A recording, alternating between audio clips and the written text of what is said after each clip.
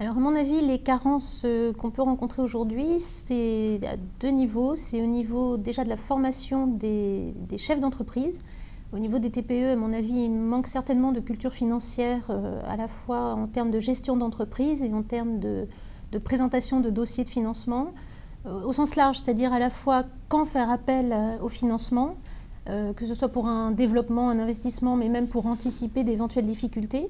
Donc ça, c'est la partie chef d'entreprise, et je pense qu'il y a aussi un problème au niveau des financeurs, classiquement banquiers, qui pourraient être plus accompagnants et en tout cas plus à l'écoute peut-être des chefs d'entreprise.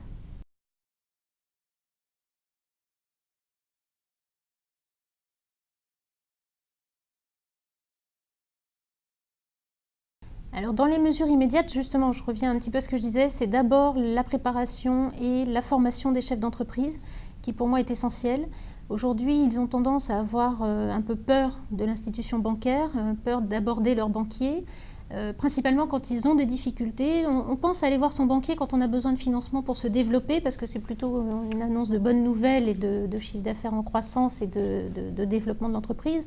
Par contre, en cas de difficulté, c'est plus difficile d'aller voir son banquier.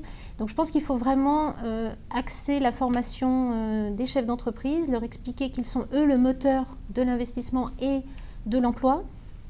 Du coup, les aider à envisager les choses, les aider à gérer leur entreprise au quotidien pour être en mesure d'avoir une capacité de développement, d'investissement et d'emploi derrière. Parce que quand on gère au jour le jour, on n'a pas forcément le temps non plus de prendre du recul, de mettre de l'argent de côté, comme on dit quand on est un bon père de famille, pour envisager derrière de futurs investissements. Donc je pense qu'il faut leur apprendre à gérer au quotidien pour pouvoir envisager un développement.